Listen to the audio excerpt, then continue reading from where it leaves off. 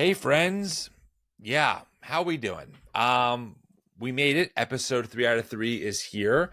This is a thought-provoking and powerful conversation with my friend Daniel. He is a Christian Palestinian and he has a lot to say, and I let him say it. Now, I want to give a few maybe just caveats. I mean, we say these things during the recording. We say these things all throughout the interview. Um, but I'm going to say it again here. The first thing I want to make emphatically clear is that both me and my guest Daniel denounce and condemn the Hamas attacks 100%. Here's why I say that. I did ask Daniel to give us the context and cultural situations that gave birth to Hamas, which he does. To some people, that might seem like he's somehow sympathizing or supporting Hamas. He emphatically does not. And he says that many times throughout the interview, but I want to make sure that you are all very clear on our end. Both me and Daniel condemn Hamas and what they did in the strongest terms possible. You can critique the nation state of Israel without being anti-Semitic and still supporting Jewish people for, their flourishing and their rights and all of that. And you can critique Hamas and still be pro-Palestinian. All right, that's important for you to know. I also want to just kind of ground this in some data. I've been following the news as much as I can. I have some things I want to read. I want to give a trigger warning right now. This is not comfortable stuff. This is just some data regarding what's actually happened between Israel and Palestine.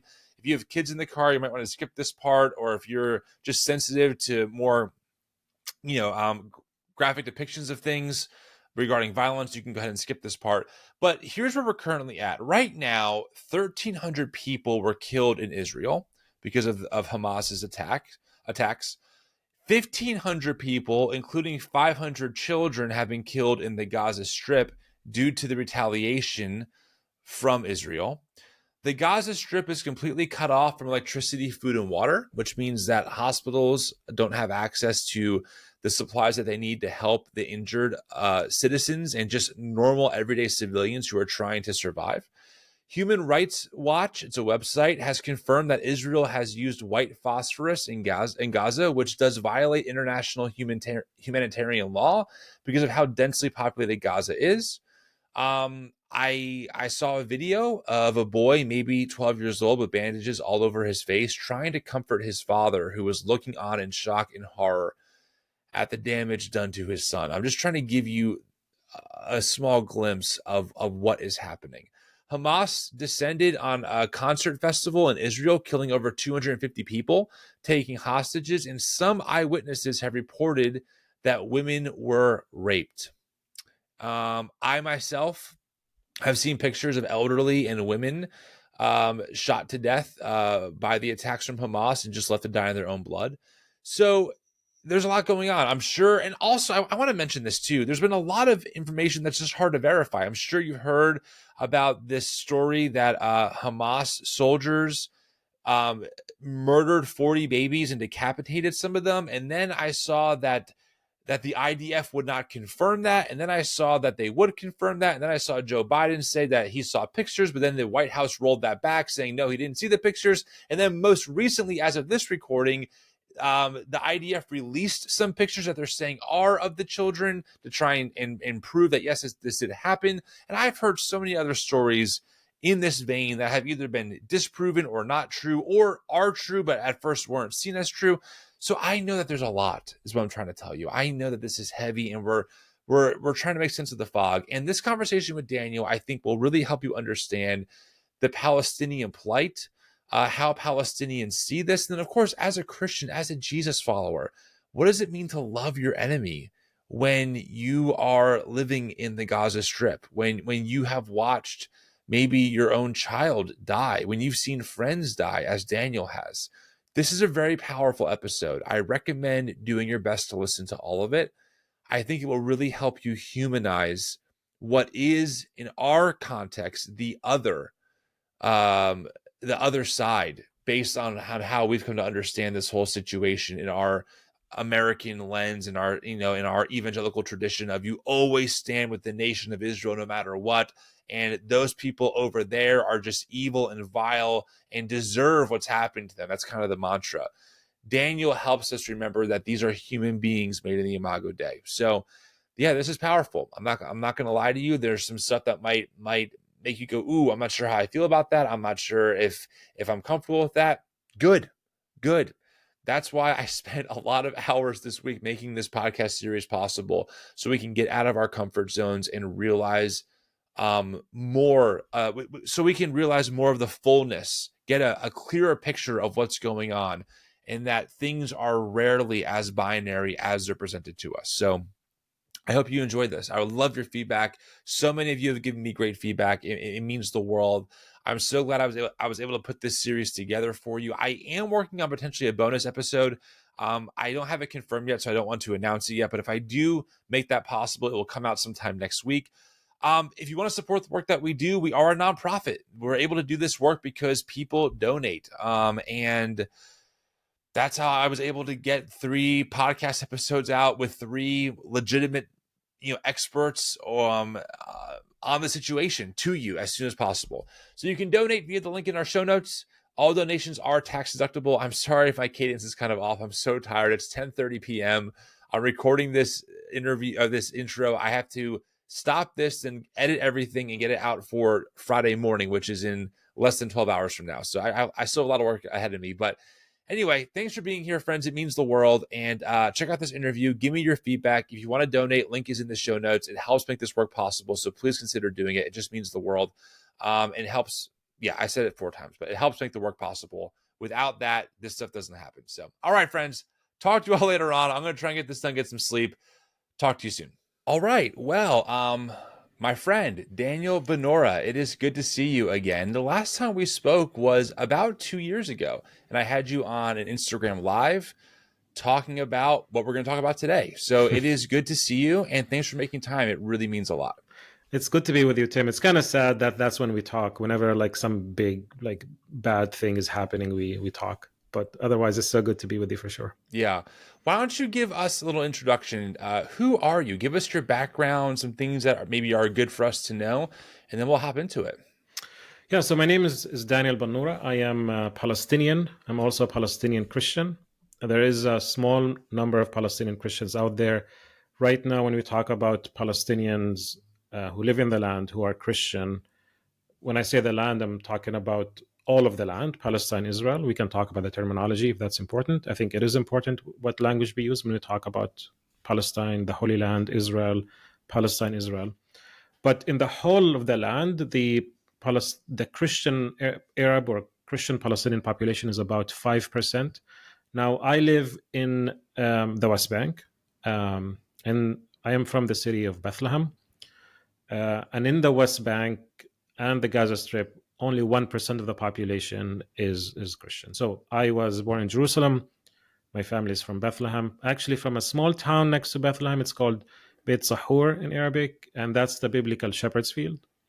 So we say this about ourselves. We are the descendants of the shepherds. So we are the first ones who proclaim the gospel. I am the descendant of those shepherds. So that's my family. Bannoura, my family, is one of the big tribes in Beit Sahur, in that little town by Bethlehem. I am currently in the US. I am a PhD candidate at the University of Notre Dame. I doing my PhD in theology. I specifically work on late antique history, on Islam, on the formation of the Quran, the text of the Quran, and its relationship to Christianity in its own kind of world. But kind of being a Palestinian also comes with its own kind of discourse that, when you talk to me many times, I'm more involved in conversations about the Palestinian identity, about what we call Palestinian theology, how Palestinian Christians have been engaging with a lot of the challenges that we face as Palestinians when it comes to the Bible, in response to Christian Zionism, and we can talk about that, and also in response to what is called the Palestinian-Israeli conflict, or the political reality on the ground. Yeah. And that's about it for now. Well, I think the first question I have to ask you is, how are you holding up? I've been following the news. I've been trying to get out of the Western legacy news channels. I've been following things like Al Jazeera a little bit more, just trying to get my head around what's happening. And I mean, I don't have a lot of words, but I have to ask you, how are you doing? How are you feeling? Yeah, no, I thanks for that question, Tim. Yeah, I'm not okay. I'm not okay. No one is okay. It's been a tough 5 days now. Today's Thursday, so since Saturday, since the attack by Hamas, I've been going through the all the emotions, from anger, from confusion, from fear, from wrath, from disappointment. It's been very hard. Um, yeah, my family's okay in Bethlehem. It's kind of the West Bank right now is under lockdown, so all of the checkpoints that exist in the West Bank. So just to explain the context for the audience, the Yeah, West please. Bank and the Gaza Strip are under what we call an Israeli occupation. It's a different dynamic in Gaza. It's a blockade. But basically, the West Bank is divided into these areas where the Palestinians live. And then they have the Israeli military occupation that controls that area within the population. So we have these checkpoints. We have a wall that kind of surrounds and kind of snakes through the territories and the lands in the West Bank. And we have these checkpoints that basically regulate the movement of Palestinians. So if you want to go from one city, like for example myself, if I want to go to from Bethlehem and I want to go down south to Hebron, I have to cross a checkpoint as I exit from Bethlehem, and I have to cross a checkpoint as I enter into Hebron. So all of our movement is kind of regulated by the military force. This is what we call the military occupation. So all the cities are in lockdown now. You cannot leave anywhere. So thankfully, it is safe in Bethlehem. There have been some since the attacks on Saturday. There have been some kind of scuffles throughout the West Bank, especially in Hebron in the south and also in the north in Nablus. But my family's okay. But it's not so okay in Gaza right now. It's horrendous. Like the footage we're getting from Gaza, for those who are actually following the news, and there's a huge problem now. Like there's a big handicap right now for anyone who's listening to this audio to this podcast is they're not really exposed to actually what is actually happening. You see like rockets from outside. You see the footage. There's no one actually in Gaza except Al Jazeera, I think. All the kind of Western media is going from the outside, embedded mostly in the Israeli like military and the communities, but not actually in Gaza. So, but the footage we're getting from Gazans is horrifying. So far, 1,400 Gazans were killed. The majority of them are civilians. 60% actually, to be more specific, 64% of those who have been killed in Gaza are either children or women. Just today, Thursday, 151 Gazans were killed. We're talking about more than 400 Yeah. Gazans, 400 children, 460 children or so um, were killed so far from Gaza. These are toddlers, infants. I've seen horrifying images coming out of that. Of course, on the flip side, so far, I think the numbers we have about Israeli civilians and Israeli citizens, military and otherwise, who have been killed are like 1,300 Israelis and about Yeah. 1,400 Palestinians. Um, but yeah, the footage is horrendous. Like I said, you see like whole apartments are just kind of collapsing. Whole neighborhoods are kind of razed to the ground. I haven't. I've been messaging some of my friends in Gaza, and we have some extended family. Like my cousin, for example, is married to someone who's her family is in Gaza, and yeah, we can't get in touch with them. There's no power. Israel cut power in Gaza. There's no power. There's no water. There's no electricity. There's no food. It's basically like they're trapped in this kind of concentration camp with nothing coming into them into the Gaza Strip. This kind of collective punishment that Israel is enforcing on the Palestinians there. I know I've a friend of mine told me that there are about 20 Christian families in Gaza. So Gaza, we don't know this. This is maybe too complex. We don't want to think about it, but there are many Christians in Gaza. And Mm. there are 300 Christian Gazans right now who lost all of their homes, all of their apartments, and are now sheltering in a church. Yesterday, they were able to secure food from a restaurant, and then today the restaurant told them that there's no food left. They cannot give them food today. There's no water and there's no Mm. food. And there's no power. We cannot connect with them. We don't know what's happening to them, and you expect the worst sometimes about if they're still alive or not. White phosphorus Yeah. has been used as well in the Gaza Strip, and you see the footage. And this is white phosphorus is illegal internationally to use, especially in civilian areas. And yeah, it's just very tough, and just my heart breaks for the people in Gaza. 50% of the population of Gaza is under like 16 years old. The half of the population is young, and that's because there's Wow. such a low life expectancy for Gazans because of the whole long blockade and what's been happening to them, and the white phosphorus been used frequently, and just horrendous kind of medical conditions. But the majority of Gazans have not experienced freedom, have not been exposed to any kind of resemblance of normalcy. And the last Hmm. 16 years since the blockade on Israel and Gaza began in 2007, Israel waged 5 wars on Gazans. And here, Gaza's been compared to an open air prison, and I don't think it's Yeah, I've heard even that term like before. it's like the largest open air prison in the world. I don't think that's even an accurate description, because being in a prison, presumably you're guilty. That's why you're in jail. It's more like a concentration Hmm. camp. You're kind of stuck in this concentration camp, this massive concentration camp, heavily populated. You have the guards, the watchtowers, the machine guns, the drones watching you, the Israeli military surrounding you, and it's considered unlivable. I was there in 2020 before the pandemic hit, and it's just heartbreaking. But now, just with the footage Wow. of what you're seeing, it just insane. Just the amount of loss and tragedy in Gaza, just heartbreaking. So yeah, long story I have to short, ask you a question. You I'm not mentioned okay. Yeah. you yeah. Well, and yeah, I mean it's understandable why.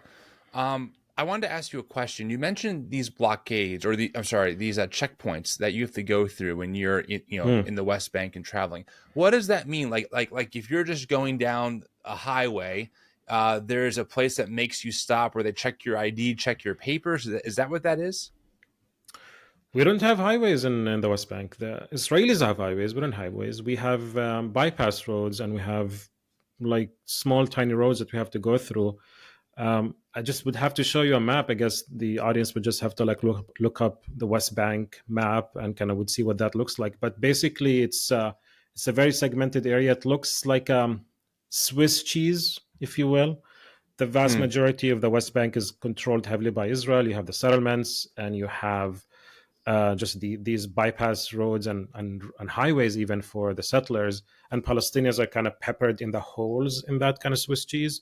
So you have to go between the hole and the hole. You have to go through these roads that are designed to navigate the Palestinian away from the Jew only settlements to go to a different city. So for example, if I want to go to Ramallah, from Bethlehem to Ramallah is a town north of Jerusalem. Basically, Jerusalem is in between Ramallah and Bethlehem.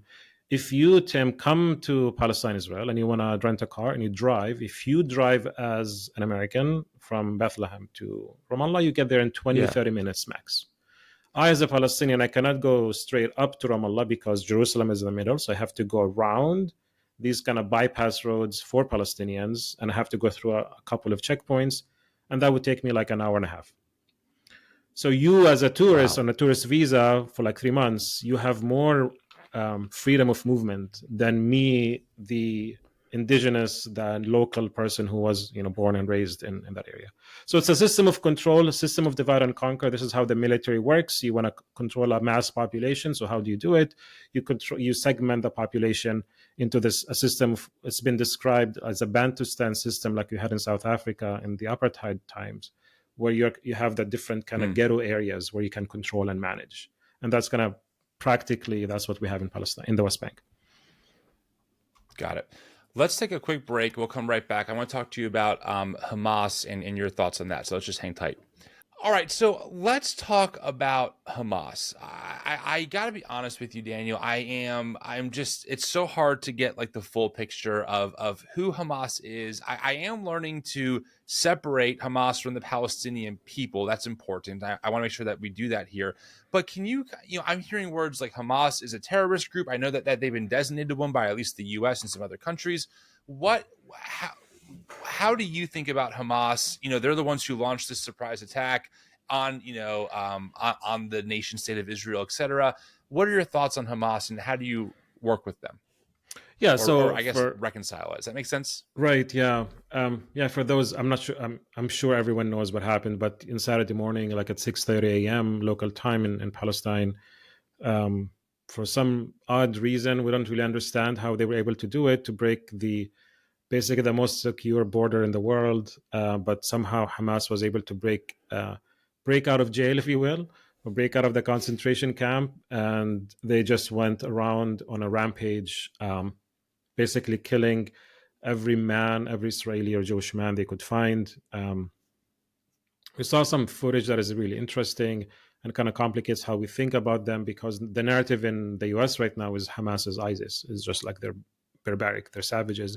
And I want to get back to this idea, this narrative about the savage and its long history, and especially in the American discourse. But they went around and committed horrific crimes, killing people left and right, taking civilians as hostages, and Yeah. breaking so many like international rules of engagement, and really like war crimes and just heinous attacks on military locations, and also on Israeli civilians. Yeah. Now Hamas, it's gonna. How do you talk about Hamas, and especially in this very charged climate, and especially as a Palestinian? I think by definition, a Palestinian is accused. I'm sorry. Every Palestinian is basically accused. You have to basically, if anyone is going to talk to you, the first thing they ask you, do you condemn Hamas? Right. and Right. and that's kind of the thing in like are you racist? Like, do you condemn racism? Like why are you asking me these questions? Like, why am I accused? Mm. But it's part of the part and parcel of the larger narrative and huge problem that exists in the US, whether it's in the media, whether it's in the politics, also like in our case, also in churches, that there is no desire, no willingness to have any nuance in the way that we think about Arabs, in the way we think about Muslims, in the way we think about the conflict in general. Right. And Palestinians are denied nuance. They're denied context. We don't have the right to context. There's no background to the Palestinians. There's no background to Hamas. Hamas are just the savages, and ergo they deserve to be killed because they're the savages. They have no story. They have no thing to say, and no legitimate issues that they're kind of driven by. Not to excuse anything that Hamas did, and I guess I have to keep repeating that, because I'm trying to complicate the way that we think about Hamas. Right. But generally, within the political environment in the Palestine and the history of Palestinian resistance, Hamas actually stands. The word Hamas is actually an acronym. It means the Islamic Resistance Movement. Hmm. So it's a kind of a resistance movement that exists in Palestine that identifies heavily by Islam, and sees that armed resistance is the best way to resist Israel. So, what is resistance? And that's where context is absent. There's no context. There's no legitimacy for the Palestinian struggle and identity and history. Hamas is new to the scene. Hamas only appeared in the late 80s of the last century, so they've been around for like less than 40 years or so. Mm. The Palestinian struggle for freedom and liberation began in 48, even began before 48, before the establishment of the State of Israel. Let me back up. The Go ahead. Palestinian story today is connected, is part of a large struggle of the Palestinian people for freedom. We have been living under occupation. We have been dealing with this reality of the colonization of our land since the early 20th century, but more concretely in 1948 when Israel was established. And if you will, what we call the original sin of the whole reality is what Palestinians call the Nakba. It's the Arabic word for the catastrophe, which is for the establishment of a Jewish homeland. Palestinians were forced out, were what we are now technically calling ethnically cleansed out of the land. You have Mm. Jewish migrants coming into Palestine, escaping persecution, driven by a Zionist ideology. Basically, Zionism is this landed Jewish nationalism that says to be a Jew in a nation, in a homeland, you have to have that land, and that land has to be Palestine. It came out of in the late 19th century, but it's a product. It's basically the child of Christian Zionism, and this is kind of important for us to realize as Christians. There's this like the Christian backing or background of Zionism, and also of what's happening today. people like Darby and Schofield and others Yeah. who believe that the Jews have to be in the land in Palestine for Christ to come back. That's part of the dispensation. 100%. Um, Yep. so they lobbied heavily, and then for that to happen, especially and by the late 19th century, there was a rise of Jewish Zionism. A guy called Herzl from Austro-Hungary, who him and others kind of lobbied the British Empire and others to kind of facilitate their entry and their migration into Palestine. There's a Balfour Declaration where the British Empire basically looked favorably upon establishing a Jewish homeland in Palestine. This is the document is there, without consenting, without requiring or asking for the consent of the indigenous population, which is important. For the Palestinians, this is a colonial project.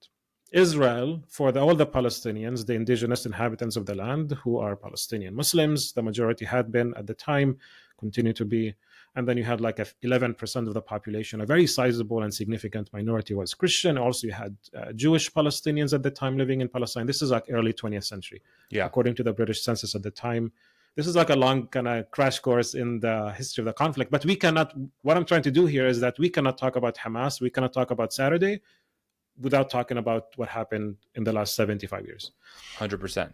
Yeah. But for the Palestinians, the establishment of the state of Israel is an act of colonization of the indigenous land. It was facilitated by the British Empire, the biggest empire, in the modern history, that took over. It was called the empire where the sun never sets. Right? It was all the way from the U.S. today until Hong Kong, and Palestinians initially didn't have any issues with some Europeans coming and living in the land. Some of them bought land and they settled, and they were, I guess, neighborly. But then eventually became clear to the Palestinians, wait, there's actually something more sinister here. They're actually planning to take our land from us. It led to some scuffles in the 20s and the 30s when the Palestinians realized, wait, this is not just some people buying land. These are people are planning to kick us out of the land. And this is kind of evident. And we were able to discover the writings of many of the Zionist authors and kind of fathers of Zionism who kind of made this clear. This is our land and we have to take it. And the claim was like, hey, many of them were secular Jews at the time. And they were saying, hey, God, we don't believe in God, but we believe he gave us the land. It's this kind of ideology that we're going to use the Bible, we're going to use our tradition to justify what we're doing to the Palestinians. But they were aware that for that to happen, the Palestinians have to be removed. You have to transfer the population in order to establish a Jewish homeland, especially a purely Jewish homeland, or at least a majority Jewish homeland.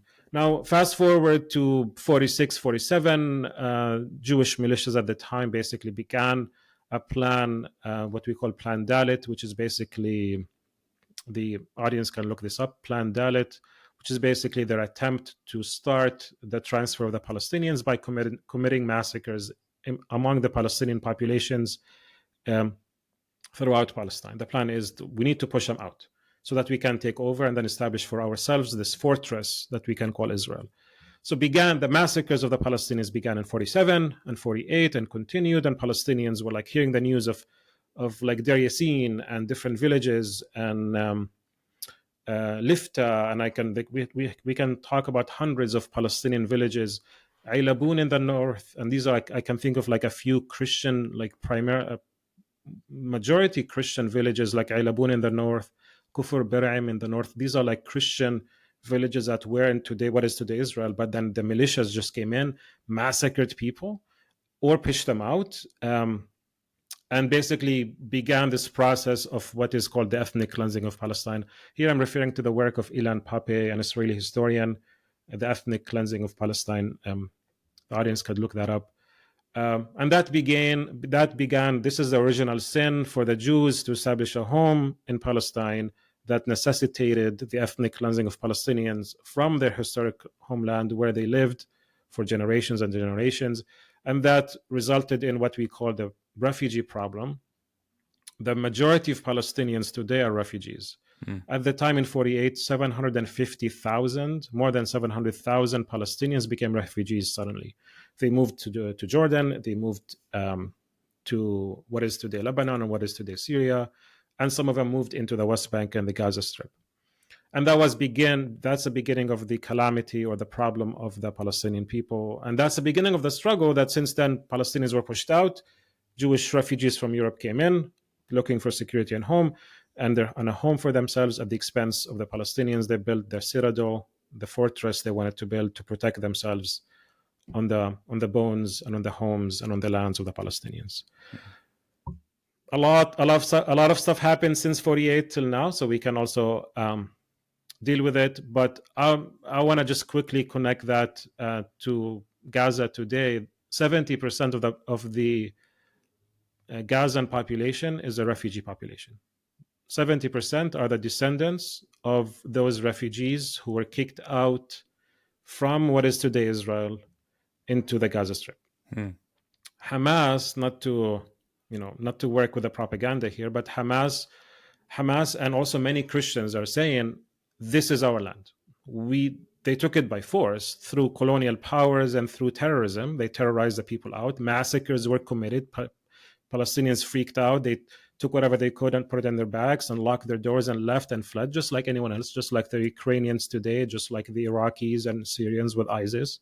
And they fled in the hoping, when the war is over, we can go back. They're still stuck in refugee camps. For the Palestinians, are saying this is our land. They have no claim to it. We have the keys to our home. So if you go to a refugee camp today in anywhere, like in Lebanon and even in the West Bank, you see this key, the key that symbolizes the homes that they were forced out of. So for Hamas are saying so here maybe this is going to be messy for the audience. Hopefully you can follow with me.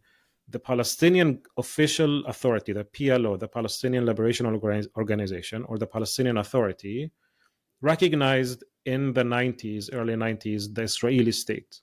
So this is what it's called, the whole peace process. The two-state solution. It's like, hey, what do you want, Palestinians? You've been fighting us. You've been losing. The Palestinian kind of group said, well, you know what? Let's just kind of go with this peace process. We want some kind of self-determination. So they signed on to this, what we call the Oslo Accord. Actually, this year is the 30th anniversary of the Oslo Agreement. If you remember the picture of Bill Clinton with Yasser Arafat and Itzhak Rabin shaking hands, that's kind of the idea of like, let's have a peace resolution and end this conflict. And the idea that the Palestinians would establish a homeland for themselves in the West Bank and the Gaza Strip. Now, the West Bank and the Gaza Strip are basically 22% of historic Palestine.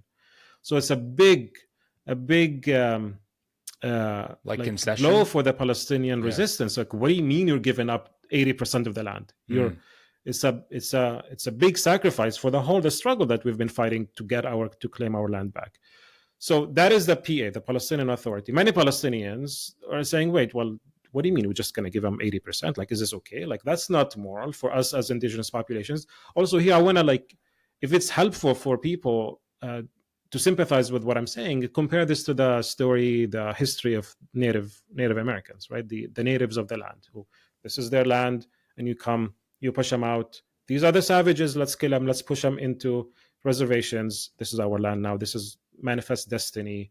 This is given to us by God. This is a promised land. Kind of the same kind of similar kind of ideology. People who are suffering, like in Europe, and who escaped from Europe to come to the promised land, and then they committed atrocities against the natives. So it's a similar kind of dynamics, not of course not the same, but similar dynamics there. Sure. So Hamas is one of those that are saying, we're not going to capitulate. We're not going to just give up land. This is our land. So that discourse they've used whenever they went into Israel is, we're liberating our land. Not that they're invading, not that we're killing as Jews or committing crime or ISIS. We're just freeing our land. Why? Again, these are the descendants, the militias, the Hamas militias. These are the descendants of 48, those who lost their land in 48. So they believe in armed resistance. Palestinians, and this is kind of important for us when we think about violence and who commits violence. Because Hamas are the savages, right? They just aimlessly, irrationally, just hateful. They just want to kill Jews and kill Israelis. But Palestinian Hamas, as part of the Palestinian society, think whatever is taken by force, whatever is taken from us by force, would be regained by force. We've been killed, we've been massacred. Palestinians, there's a long history of trauma and hurt and heartbreak and especially in Gaza. It's been under a blockade for 16 years, since 2007. Israel waged 5 wars on Gaza: 2008, 2012, 2018. Whenever we last talked in 2021, this is a population that is driven to despair and hopelessness and poverty. I've been talking with some friends. I was working on a development program in Gaza with some friends, some coaches, and the daily salary for a Gazan, if you work in construction, is 30 shekels, which is basically like $7, is your daily income in Gaza. This is how Hmm. poor people are in Gaza. I've Like, also it's, read that in Gaza, it's like 90% unemployment as well. Like the yeah, employment rate is extremely high. it's extremely high. I don't know if it's 90. I thought it was like 60 or 70, but extreme unemployment in Gaza. Medical conditions are terrible. There is no drinkable water. A climate that is ideal for extremism, and that's kind of the point. Like, if why, like, I actually was talking to a friend, and like on Saturday and Sunday before I lost connection with them, and she was saying, well, we're dying anyway.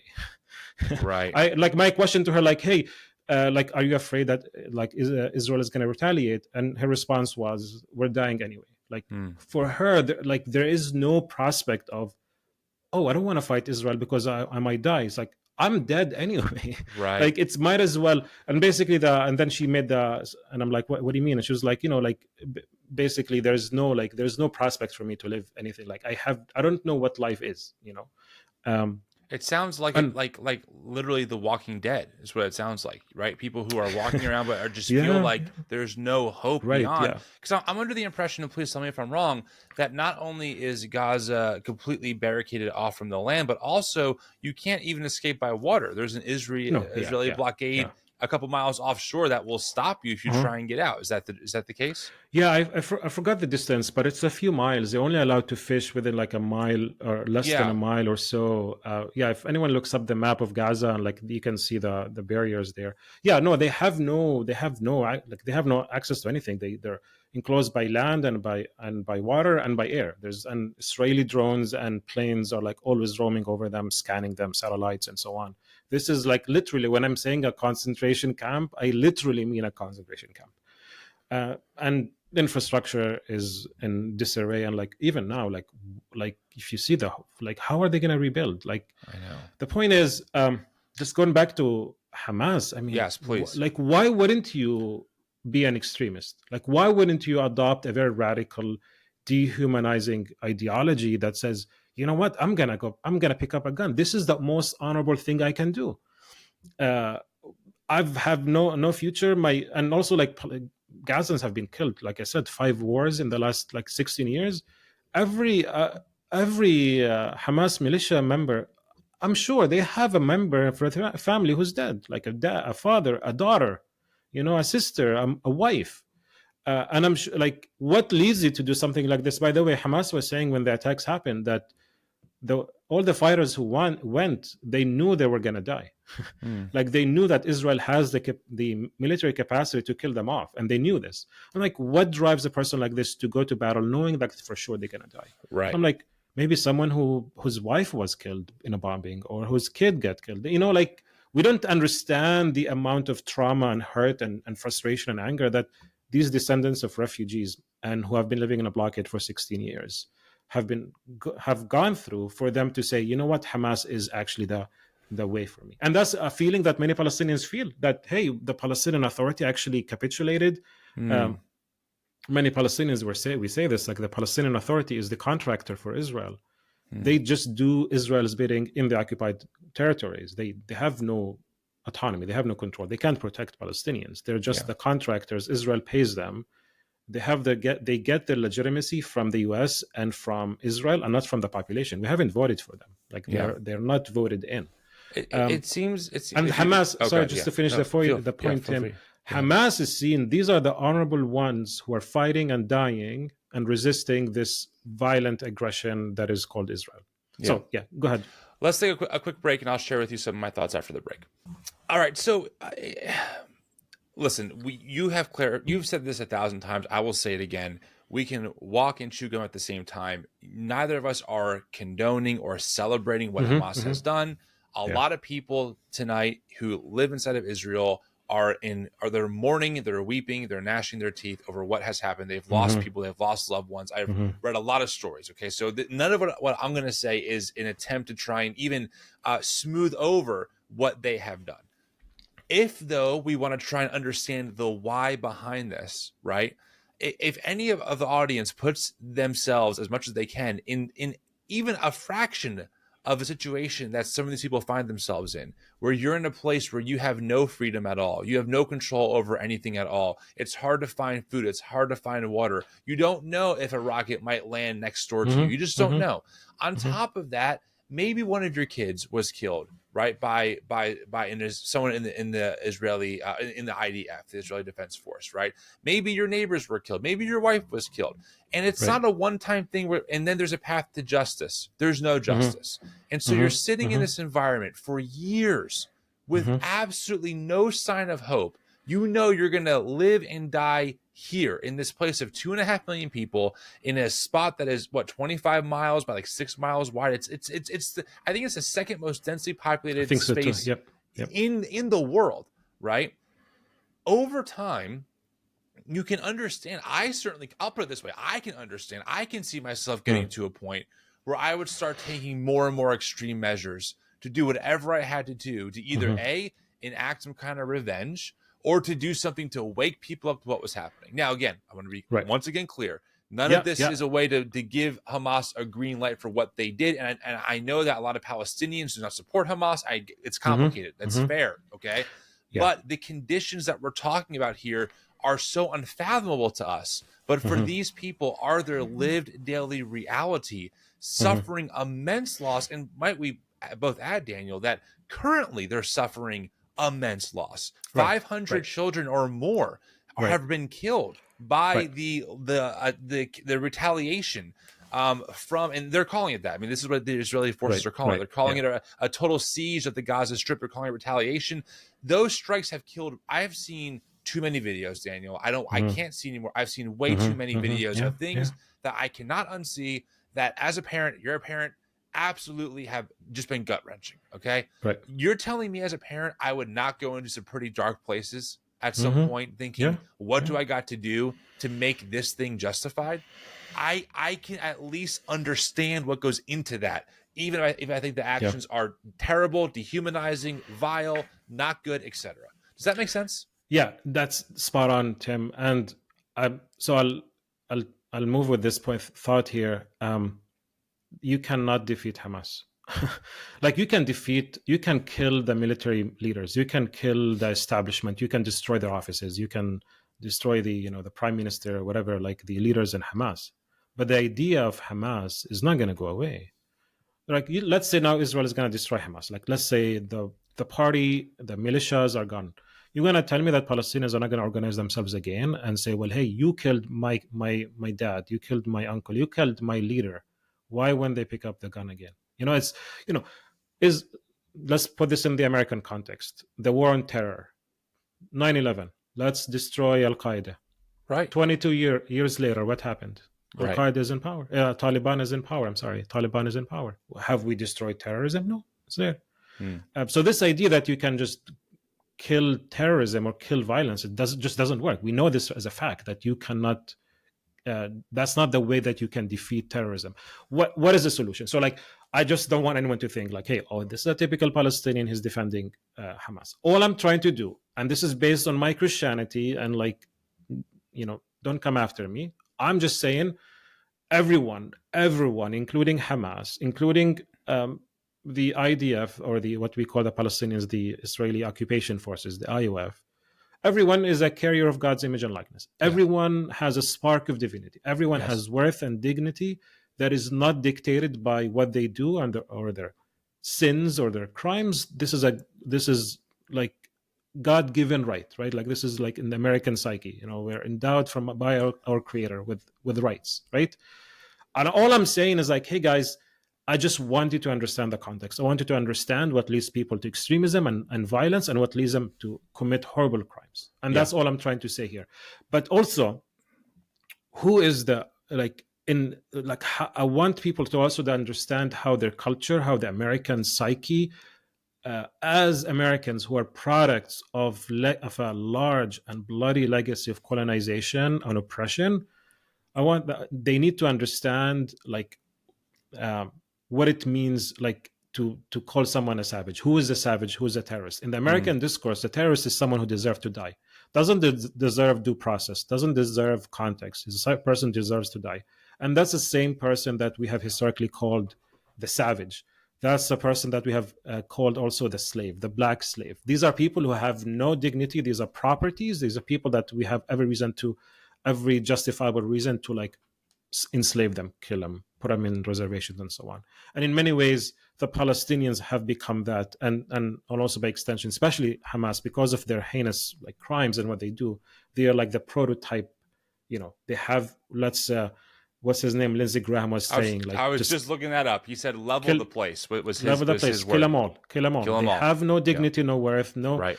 And there was some pushback in the media recently. It's like, hey, what about the children? Like people in hospitals, they need electricity, and they were offended. How dare you ask us about children, Gazan children?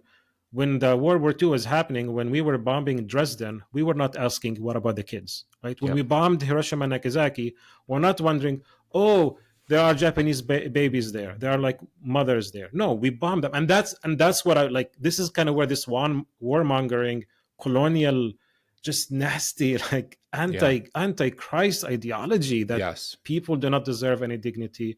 We need to kill them, and whether it's bombing Dresden, or the Nazis bombing Britain, or horrifying stuff they did in Poland and France, and the Auschwitz, and the Holocaust and all that stuff. It's the same ideology that people have no worth. People Yes. are just property to be killed, and we can just fill in the blank, and we can just as long as we fill in the blank, we can just do whatever we want, the blank we want to fill it with. No, I mean, and this is absolutely what is. I saw Lindsey Graham's comment, and I thought that is the Christian nationalism that they believe in, right? It's Right. one that just completely jettisons so many of the clear teachings of Christ, the hard ones, the real freaking. I mean, loving your enemy in this context it has to be an incredibly difficult thing to think about and wrestle with, Tim, you hit it on the head. What does it mean? So because white nationalists and Christian nationalists, they want to have this Christian state, whatever that means. Okay. Right. Well, and they were like, we want to establish the rules of Christ, the gospel, the Bible. It's like, okay, well, Jesus says, love your enemy. What are you going to do with that? Right. Especially those who want to take the Bible literally, like everything that Christ says, like everything in the Bible. Okay, love your enemy. Does that mean to kill babies? Right. Japanese or Germans or Palestinians. Right. So this is part of that legacy there, and I think we need to be aware of. But also, I want to move beyond Hamas, and because I tried to emphasize the context, I don't think this was clear. The 75 years of oppression for the Palestinians, we have to deal with this, and that's the thing. If our heart goes out to Israel, but your heart doesn't go out to the civilians who are dying and the children in Gaza. If we're condemning Hamas, but in the same breath, without pausing, if we're not simultaneously condemning the Israeli government, if we're condemning the crimes being committed, the war crimes being committed right now in Gaza, and if you're not condemning the American unconditional support for Israel, if we didn't care about what's happening in Palestine, the history of the Palestinians until Saturday, it's because you don't think that Palestinians are human, right? And this is like, speaking of white nationalism, this is the entrenched white supremacist ideology that exists in the US, right? Israelis are white, Palestinians are non-white, right? So we care about the Israelis, we don't care about the Palestinian babies. My this radical, crazy idea of being like a follower of Jesus, I'm saying both of them deserve equality and rights and security and freedom. And a Jewish baby is just as precious and beloved as a Muslim Palestinian baby in Gaza. Yeah. And this is the radical message of Christianity that white nationalists and so many of our Christianity and so many of our how we think about our faith, we just don't get it.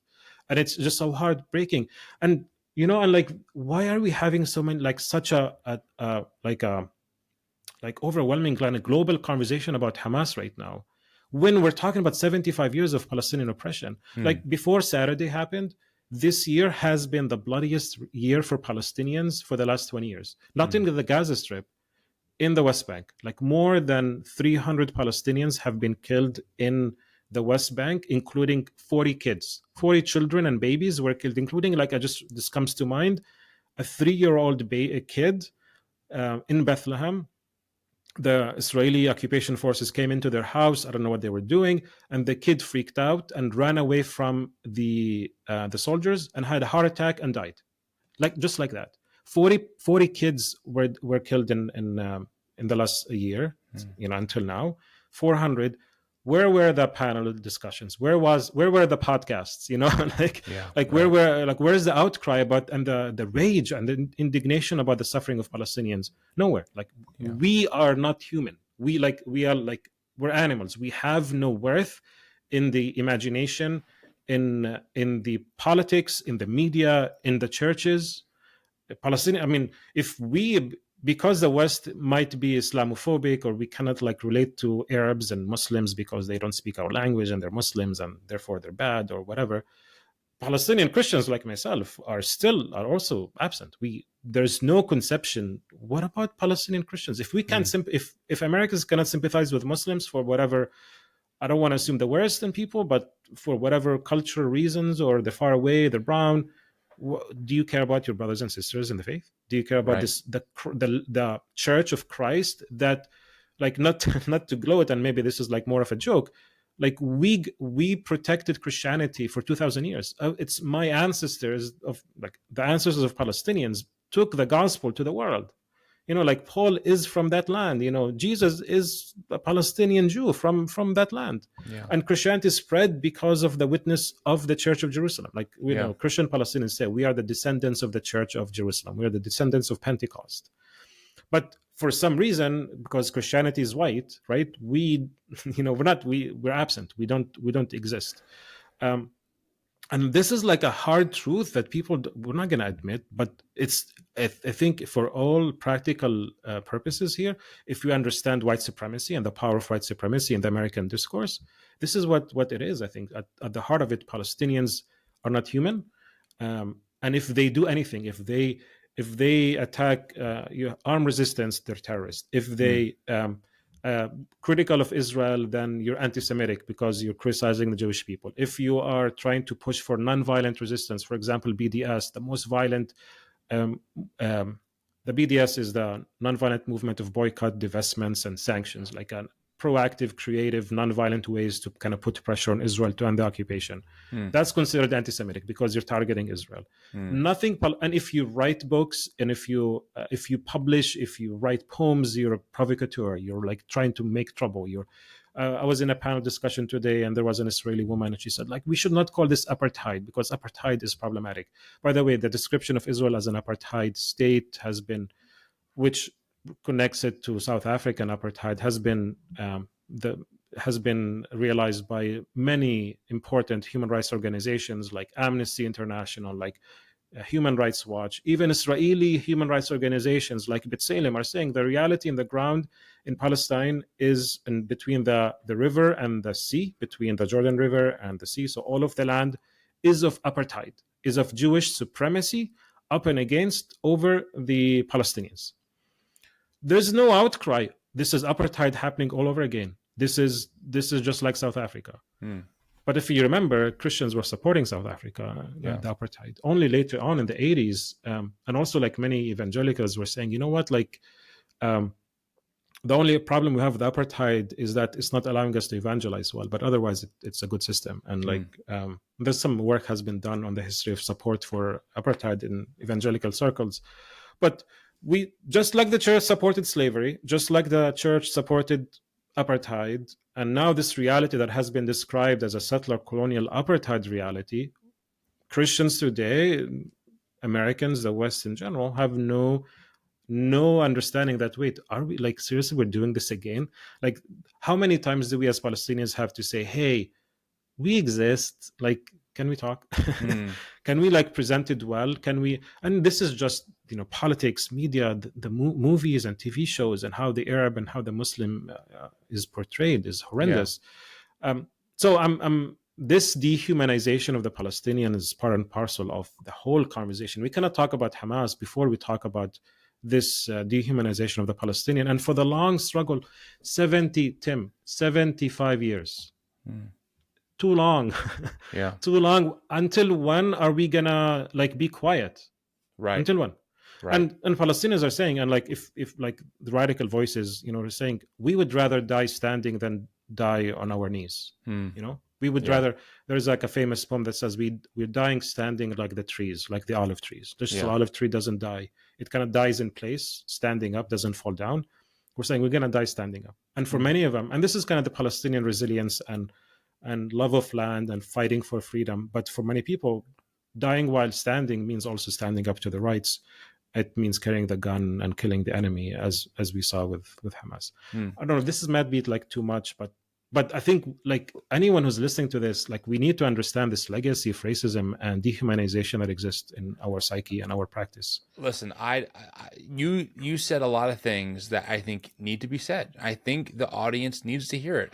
It is so, and audience, I'm with you. I'm in the audience in this conversation in so many ways, and I'm not sure how you're feeling, but I certainly, especially over the past week, have just realized like, wow, how little I've known about the Palestine people, about the Palestinians. I mean, dude, when I was a kid, up until like 5 years ago, I didn't know the word Palestinian. It wasn't even in like my Yeah. vernacular. It was just Right. Israel is under attack. That's all I Right. know. And Right. friends, I want to once again, I want to be very careful with how we're talking about this. You can critique the nation of Israel without being anti-Semitic. And critique Hamas and still want the liberation of Palestinians, in Exactly. Palestine to happen. That's a Okay, good point, Tim. so that's very important here. So what me and what Daniel and I are not saying is, oh my goodness, Jews don't have a right to exist, or they don't have a right to have security and peace and freedom of their own. That's not what we're saying here. But what I am saying is that the way that my media and that my cultural context has taught me about this, it's pretty much just been these people are evil and therefore less than human. And therefore, if they get bombed and their kids die, too bad, so sad. But Mm-hmm. this side is the one that God is definitely on. And if we don't do all we can Right. to protect, pray, Right. send supplies, travel there ourselves if we need to, etc., not only will America lose out on the blessing of God, but God's people are now automatically, under threat or under attack. Right. And listen, there are some layers, as we've talked about with our other guests, of that have given us clarity of, okay, we understand some of the other pieces that were moving during that time of like the anti-Semitism that was on the rise, World War II, the Holocaust. We understand some of the pieces that went into the Zionist movement, okay? But as we're learning more and more, it was at a whole other people group's expense, right? And so now we're in this situation where there's so much bloodshed, there's so much violence, people are dying all over the place. But what seems clear to me, and this is just the data, is that in every life is precious. Let's not forget that. When Mm-hmm. you said that earlier, Daniel, I totally Mm-hmm. agree. But if you look at the death tolls between these two, people or countries, however you want to call it, in this conflict, one side is winning clearly. Okay, it's not even Mm-hmm. Mm-hmm. close, and that should tell us something. On top of the fact that um, the Gaza Strip is pretty much, like you said, a concentration camp at this point. That should just make us as Christians who are called to follow the way of Jesus, who are doing our best to love our enemy, who are doing our best to fight for the liberation of the oppressed, terms I use all the time.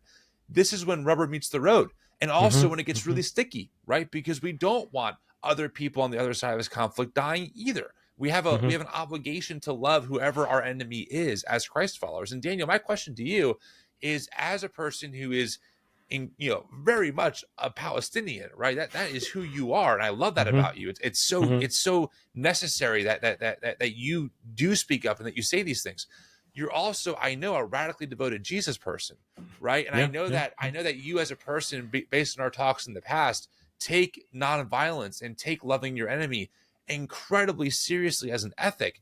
Mm-hmm. How are you feeling Yeah. with this? Are you in tension? I mean, what's that tension like for you right now? Yeah. Yeah. That's a good question. Yeah. I don't know if I can describe it as there is a tension. There is a tension. The human desire for vengeance and wrath is there. Like Mm. I'm a sinner as anyone else. Like there is seeing what's happening to my friends and family, seeing the kids being pulled out of rubble, Yeah. from under the rubble, of course you're gonna have like awful thoughts about it. Yeah. Um, I think this is gonna be helpful. What you said about anti-Semitism. Um, I think my Christianity tells me this: if everyone is created in God's image and likeness, everyone is beloved by Christ, everyone is invited to the table. Um, I need to, as a Christian, I need to fight against anti-Semitism. I need to stand alongside my brothers and sisters, as my Jewish brothers and sisters, and stand against any vile attacks against them because of who they are. Hmm. And because I do that, I also do the same thing for my people. Because I want justice for Palestine, I want justice for Jews, and these Hmm. are not mutually exclusive. And I think in our especially here, like right now, the climate in the U.S. is insane. Like if you're being critical of Israel, if you're waving a Palestinian flag, you're anti-Semite.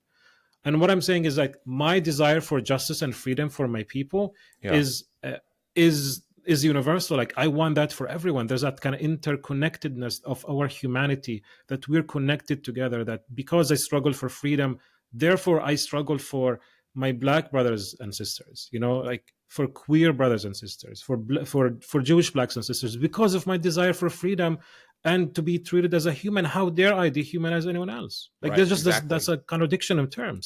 Exactly. um, and the problem is for both people, and this is both are guilty of it, is that because of the tension and the conflict, 75 years, like I said, we have like developed this mentality of exclusion, like it's either us or them, and I mentioned how Israel was established as a Jewish homeland, and that meant by definition the ethnic cleansing of Palestinians.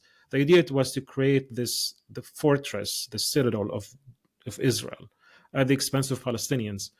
What I'm saying is the catastrophe of the Jewish people in the 20th century, the Holocaust, that eventually accelerated 48 and the establishment of the state of Israel, is connected to the Nakba. The suffering of the Jewish people is connected to the suffering of the Palestinians. Hmm. We're stuck in this land together. Palestinians are not going to leave. Jews are not going to leave. Yeah. And I'm saying that the Shoah, the Holocaust, and the Nakba, the Palestinian catastrophes, are intertwined together. Their suffering has also become our suffering.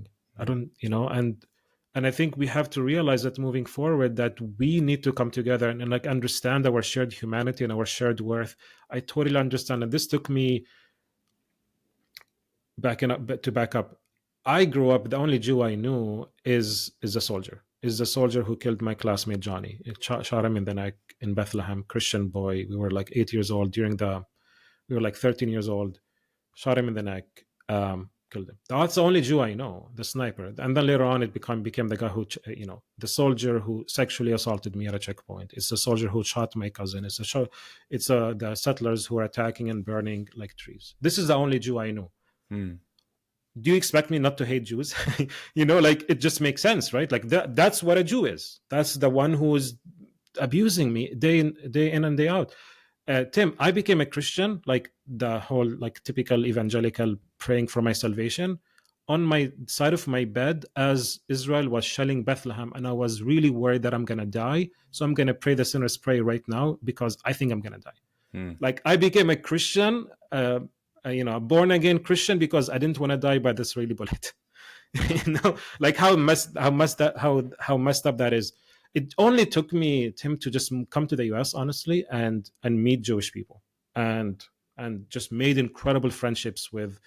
I can think of a number of Jewish friends I made, especially in undergrad and grad school at the University of Chicago, who and I just like these became my buddies, and we fell in love with each other. Like we have this kind of connection. I'm still like very close to them, and that's when I was able to like move out of my trauma and my pain and my suffering. And then it's like, wait, I can humanize them right now. And it took me to be removed from that context of oppression to start that journey of healing, and then learning, you know what, maybe I should take the commandment to love my enemy like more seriously. Hmm.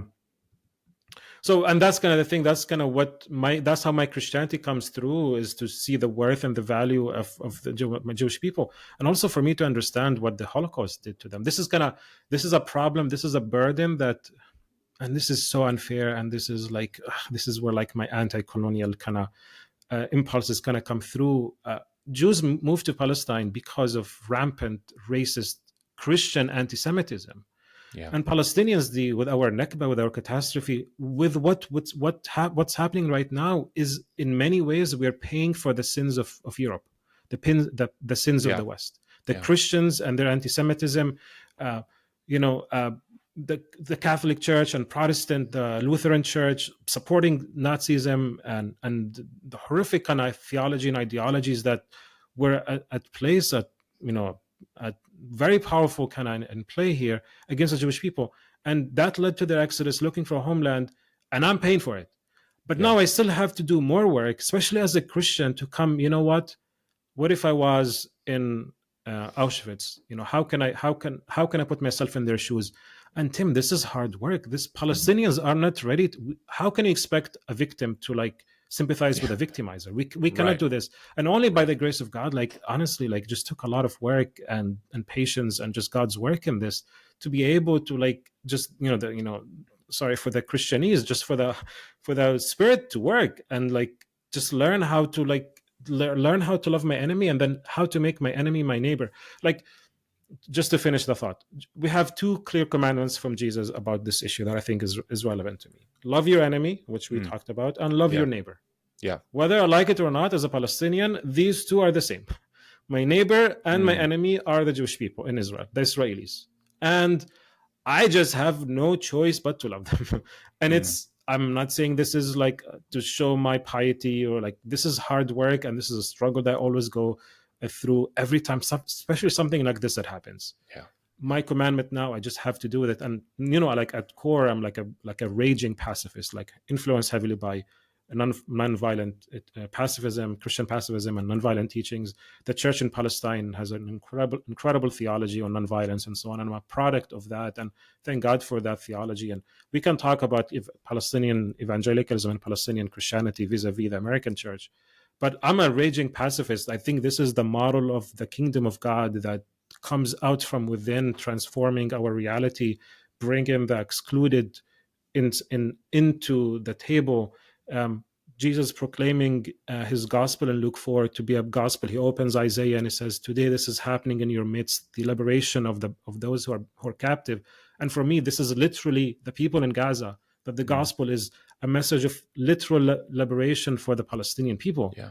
And we can go on and on about how we understand the Beatitudes and the whole like uber spiritualization of the teachings of Jesus when he says, "Those blessed are those who are hungry, who hunger and thirst for justice." The word for righteousness in the Bible is actually should be translated as justice. I named my kid Micah. My wife and I, Shannon, we have a little boy, Micah, and we named him Micah like he was born in June.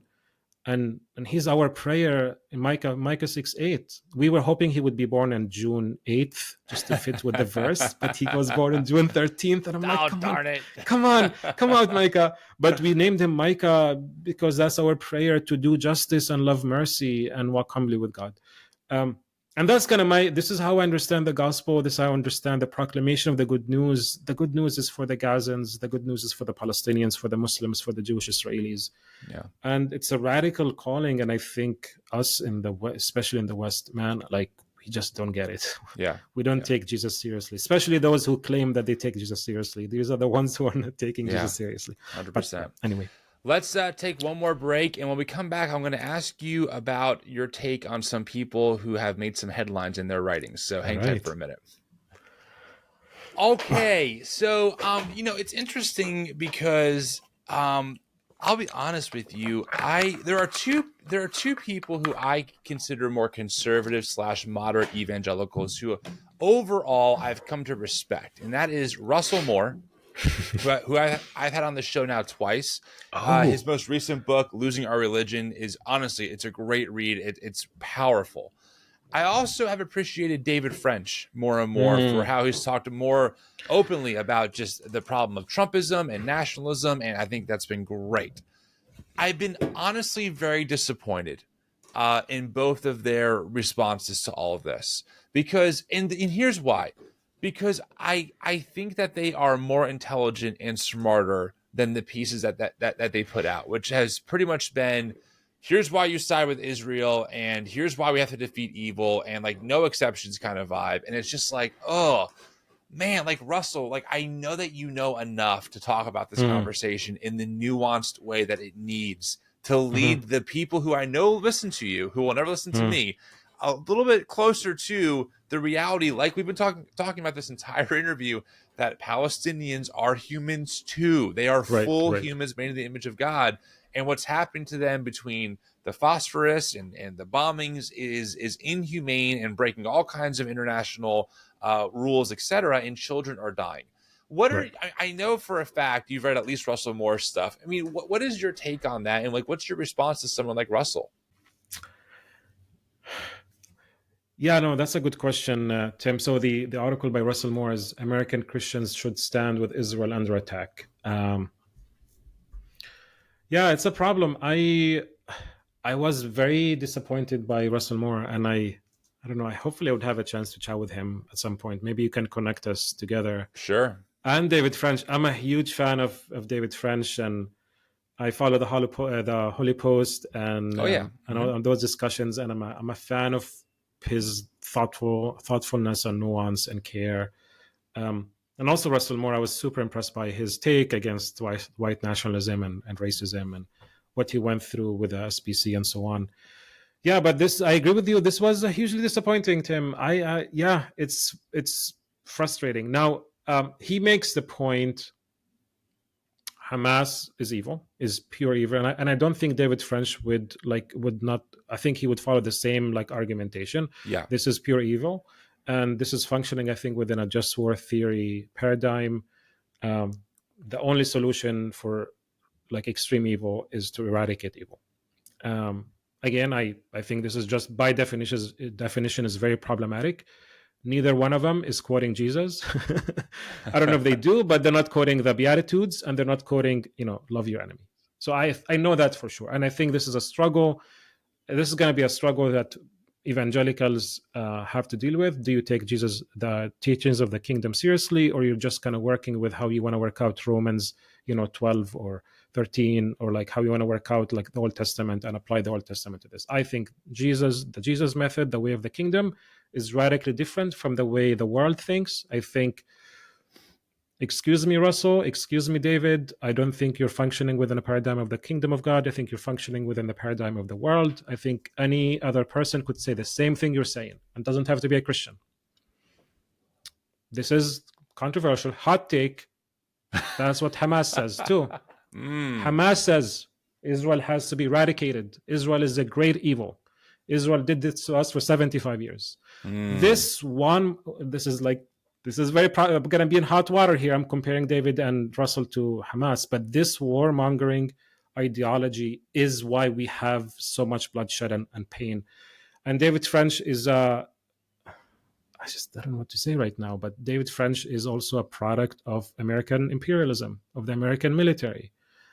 And I don't think I'm misrepresenting him, but he defends the Iraq War, a war that led to the destruction of Iraq, killing 500,000 Iraqis, decimation of the Christian population in Iraq, Yeah. and the creation eventually, not directly, indirectly, of ISIS.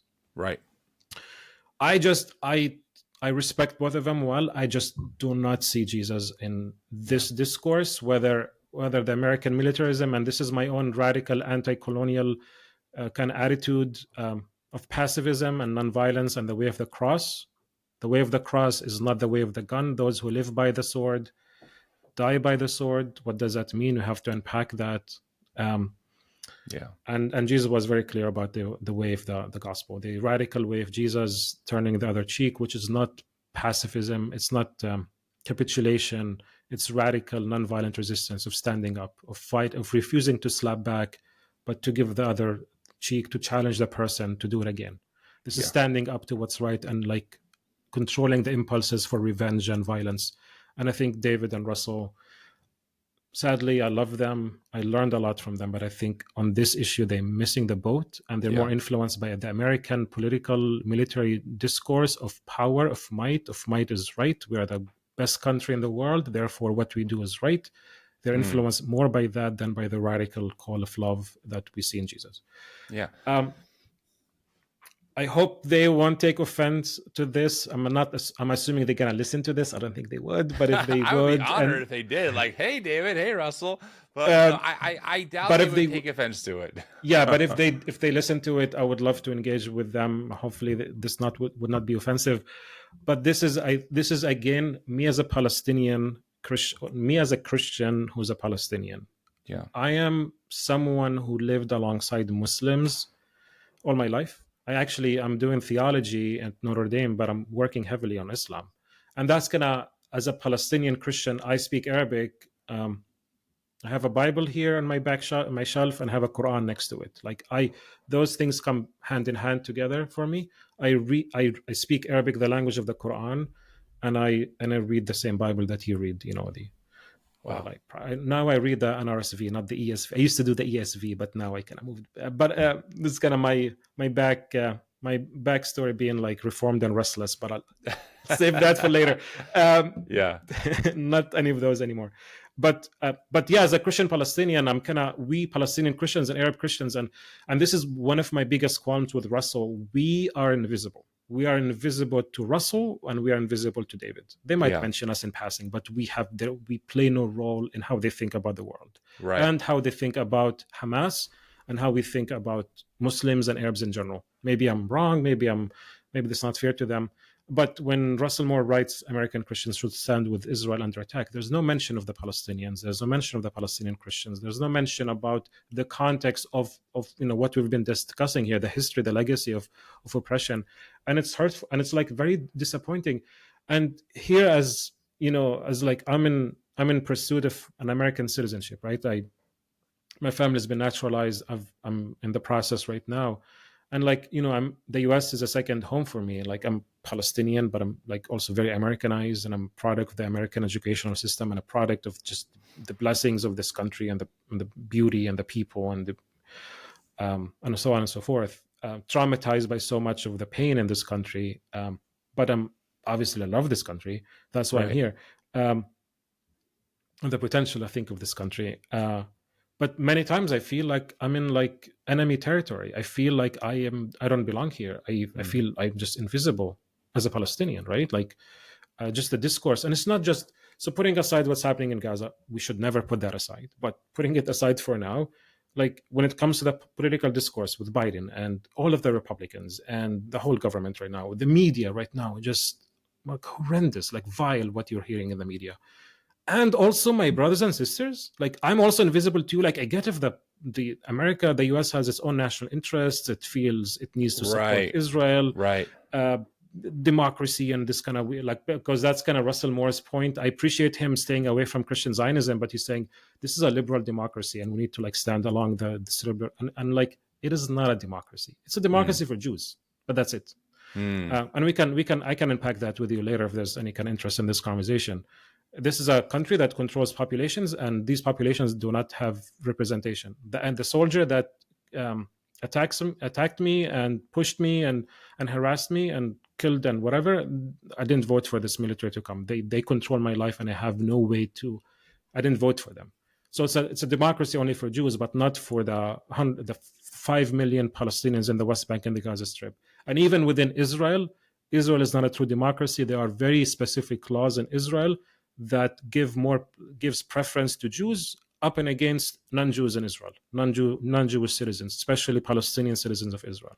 There's Mm. a nation-state law in Israel that says only Jews in Israel have self-determination, i.e., 20% of the population that is Palestinian in Israel does not have self-determination. This is not democracy. Mm. This is Jewish supremacy, and this is what we say when we say about apartheid. This is Jewish supremacy, not just in the West Bank, also within Israel. Being a Jew is on top, and then Palestinian or Arab Israelis, they call themselves Palestinian Israelis. They come like third, and then Palestinians under occupation in Jerusalem or the Gaza Strip, and at the bottom Yeah. of the list. Yeah. This is not a democracy. Yeah. So like the pretext is like, we need to do this because they're facing evil and they're democracies. Like, I'm sorry, you're very intelligent and thoughtful. You do not understand what's happening in there. Yeah. Yeah. And so there's no context, there's no background, there's no understanding of the legacy of 100 years of colonization. Rashid Khalidi, an important name, maybe you can have his name in the show notes. Rashid Khali wrote this book, The 100-Year War on Palestine, an incredible book, just kind of details the wars that basically were committed on, the Palestinian struggle against war from the British Empire and moving forward. There's no context there. There's no understanding from Russell or from David of what this legacy of oppression and violence. And if you don't want to listen to the Palestinians because we're biased, because we're not white and not American, if Israelis themselves, generals and human rights lawyers and others are saying this is actually apartheid, like Israeli generals are saying this is apartheid. Yeah. Human rights organizations, Jewish Israelis are saying this is apartheid. And you want to tell me this is a liberal democracy? Like, right. Okay, I guess you understand my frustration. 100%. So there's no understanding of the reality on the ground. There's no sympathy or empathy for the Palestinians. Like I said before, Tim, we do not exist. We are terrorists. We have no value. Have no worth. And another point and then the point about Israel being a democracy. And the third point, which really kind of just hurt me a lot, is the last paragraph, almost the last paragraph, when he's talking about justice. Yeah. No, this is the last paragraph. No one wanted to wake up to a war in what was already a tinderbox of the world order. But war has come, and we should recognize terrorism for what it is. That's fair. We should also recognize the justice of a forceful response to that terrorism. He's saying that he didn't qualify, didn't say it should be done with restraint. Like David French, a lawyer, he's not saying anything about like international law. We have to abide by the rules of conduct. He's saying whatever the response is justice. And I'm like, how dare you use this word to describe what Israel is doing right now? How dare you say this is justice, the killing of 400 babies right now in Gaza? And like, obviously I'm like, this is frustrating to me, right? But like, he's an ethicist. It's like, why are we missing this? Like, how do you miss this? This is obvious. And you cannot tell me about, he uses the phrase of moral clarity here. There's no ambiguity in this issue. What do you mean? Where is the clarity here? Like, this is, obviously I'm getting animated about this, but this is obviously frustrating. And of course, Palestinian Christians, we're not there. I mentioned this, actually, before I talk about this, and this is where like I'm gonna tread lightly, and like, I'm sorry, Russell, I'm gonna say this. I worry David and Russell are also, despite their like incredible, beautiful position against racism and white supremacy, they're pedaling in the same water. This is the same white supremacist water that sees the non-white, as worthless. They're aware of that legacy. They repented, I think, from that legacy, this history of like slavery and racism and white supremacy. Sure. But this is the same legacy where like Palestine. So the savage at the time was the native and became the black, and by now the Palestinian is a savage. So for him, justice in that article includes the killing of babies and women. Just like it was okay to enslave blacks, just like it was okay to do this to the Indians. This is the same legacy of white supremacy. And I'm like, I'm sorry, but how do we explain this? How do you explain that Palestinians have no identity, no worth, no story to tell, no nothing? There's no complication. This is a binary, this is a simple binary thinking of colonialism. This is how colonialism worked. These are the savages that we can take over. This is India. This is Africa. This is the natives. This is the Aztecs, the Mayans, all of them. This is how we take it over. And that same legacy of the binary colonization of indigenous populations is still happening. It was the indigenous in the Americas, the First Nations in Canada, the Aboriginals in Australia. It's the same legacy, that they have nothing. They're nothing. Right. And that's kind of just sad to admit that we thought we moved away from this. We moved on from racism and so on, but unintentionally, I think, and Russell and David are dabbling in the same, they're swimming in the same water still, unfortunately. Yeah, fair points. I mean, Daniel, I appreciate you making so much time. I know it's late at night. I want to respect that time, but any final thoughts you want to share here with the audience before I let you go? And again, I can't thank you enough for really just doing so much of this emotional labor for us, giving us this perspective and just telling us what it's like being in Palestine, and what it's like just as someone who is Palestinian, and just all the layers to that, and Mm, helping us really understand that, hey, like, this stuff comes from somewhere. It doesn't happen in a vacuum. It's not like in the movies where someone wakes up and goes, I'm going to be the evil supervillain now because I just like mm, to be evil. Like, there are things that go into this. So I right. appreciate all that. Any final thoughts before I let you go? Yeah, I guess that kind of follows my previous point about, hey guys, we're here. My encouragement to this whoever is listening to this, guys, just pay attention. Just be aware of this. Just be sensitive to all of this stuff, and just stay away from this warmongering mentality. We need to understand how this just war theory and this kind of we are the good people and therefore we can do whatever we want mentality is super harmful.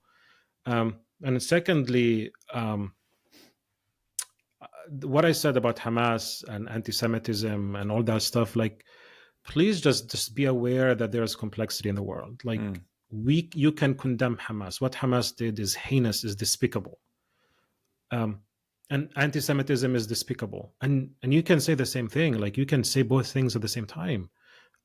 Because and just make sure you have that moral clarity that you can be critical of both. And like I said, and I'm going to repeat this again if in case this was missed, the struggle for our fight for a free Palestine goes hand in hand for the freedom of everyone else, mm, blacks, everyone else, yeah. and freedom of Jews and from against anti-Semitism. And going back to the Palestine issue, just step up. There's a lot of work. My biggest disappointment, I think, with Russell Moore and David French, and literally almost every other theologian in the US, we have a rich tradition of of Palestinian theology. We have written a lot. We've written in Arabic. We've written in English. We actually mostly wrote in English for the American audience, Mm, and and we exist, and we have a lot to say. Like, not to like boast about, look at us, but we have some experience being witnesses for Christ for like 2,000 years. We have a long tradition. We've processed and we worked with the Bible. And you don't have to agree with us. You're just like, there's something that we are offering the world, and like we're asking is that just you notice us, like, hi, we exist. It's like, seriously, like, and pick up a book, like read anything by a Palestinian, just any book. And I can give you a list of books. Tim, you can include it in the show notes. um, but Palestinian Christians have written a lot. We've said a lot. Whether it's evangelicals, we also exist, and whether it's like mainstream Catholic, Orthodox, Palestine is a very religiously diverse society. We have so many different. We have the Samaritans, and we have the Copts, and we have Syriacs, and we have Armenians, Orthodox. All these denominations are there in the crucible of the faith. So, like, engage with this. There's a lot that we evangelicals have written on all of this issue. The Bible has been weaponized against us, Zionist Christians, and thankfully Russell Moore is very clear on this issue. From the get-go is like, this is not a he doesn't ascribe to Zionism, to Christian Zionism. Christian Zionism is a huge problem. Thankfully Russell didn't buy into it, but it's super influential. Whether it's Biden, who says I'm a Zionist, the conservatives who just very dispensationalists, and many yeah. evangelicals and Pentecostals and so on who are super like dispensationalist and Zionist. And it's a scourge. It's a huge problem in Christianity. The Bible has been weaponized to justify the colonization and the oppression of the Palestinians. The Palestinians have no role in God's work in the world. Uh, God's purposes can be fulfilled by the Jews being in Palestine, and the land is empty. There's no one there else. That's Yeah. just for them. It's a very racist ideology. Thankfully, Russell doesn't ascribe to it, but it's super influential. Yeah. And we have opened the Bible again. It's like the Bible is used against us. They use Exodus, and they use Jeremiah and Ezekiel. They use Romans 9 to 11 against us, and we like try to restore this. Is the Bible? Does God hate us? Is the Bible Right. against us? And we reopened the Bible, and we just found the Bible is to be a text of freedom and liberation and beauty and goodness for me. And it's a gospel that is good news for the Palestinian and for the Israeli and for the American. And like, hopefully you can insert the Palestinian in that equation as well. That is actually good news for the Palestinian. So what does that mean practically? Yeah. So that's kind of my encouragement. Just engage with this stuff. I'm happy to provide resources for the audience. Um, And I'm happy to talk further with you about all of this issue, especially about Palestinian theology and Palestinian liberation theology and how we have been dealing with these issues. But yeah, that's kind of my encouragement.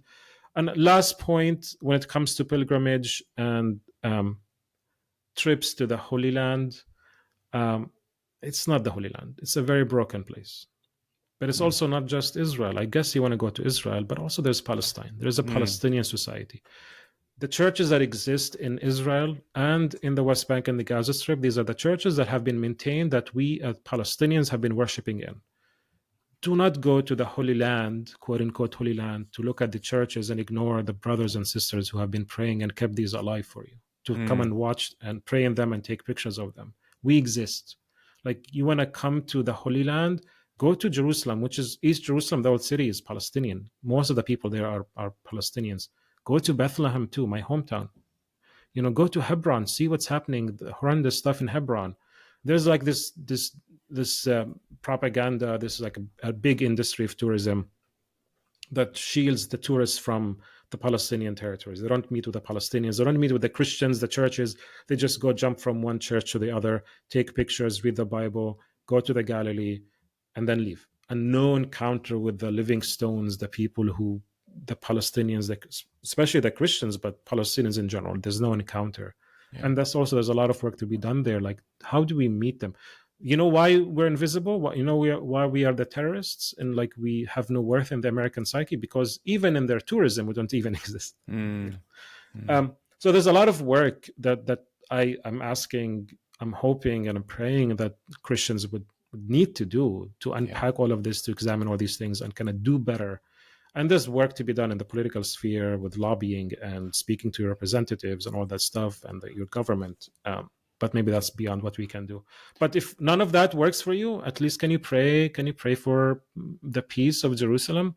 When we talk of peace, we don't talk about cessation of violence and conflict. We're talking about shalom, an establishment of justice, of when everything is made right, when Palestinians can live in dignity and freedom after 75 years, where Jews can live in security, Israelis can live in securities and peace. That is real biblical shalom, Yeah. not the domination of the boot over the neck of the Palestinians. That's not peace. Yeah. And that's kind of my prayer. And hopefully, people would think about these things and be the ambassadors of Christ and be the hands and feet of Christ, especially in the context of Palestine and Israel. Yeah. Daniel, I can't thank you enough for your time. I know that what you said for sure has made people think and I think change hopefully a lot of their perspectives. So thank you. Do you have any work anywhere? Can folks follow you online if they want to? Do you want to plug anything away for social media? I can provide. I can provide my Twitter. I'm not really active on Twitter, but my social media is Daniel Bannoura, just my full name. I'm launching a podcast soon. Oh, that's exciting. Across the Divide. It's coming out in a month. Basically, it's Christian, Palestinian, and American reflection on politics and the situation in Palestine, Israel. It's a group of Palestinian evangelicals and American evangelicals kind of hosting the podcast together and having conversations about faith and Oh, that's politics great. in the Palestinian context. So it's Across the Divide. Hopefully, it would be out by the time you listen to this, and maybe we can put it in the show notes for people to follow it. Sounds good. Daniel, again, thanks for your time, and we'll talk again soon. Thank you, Tim.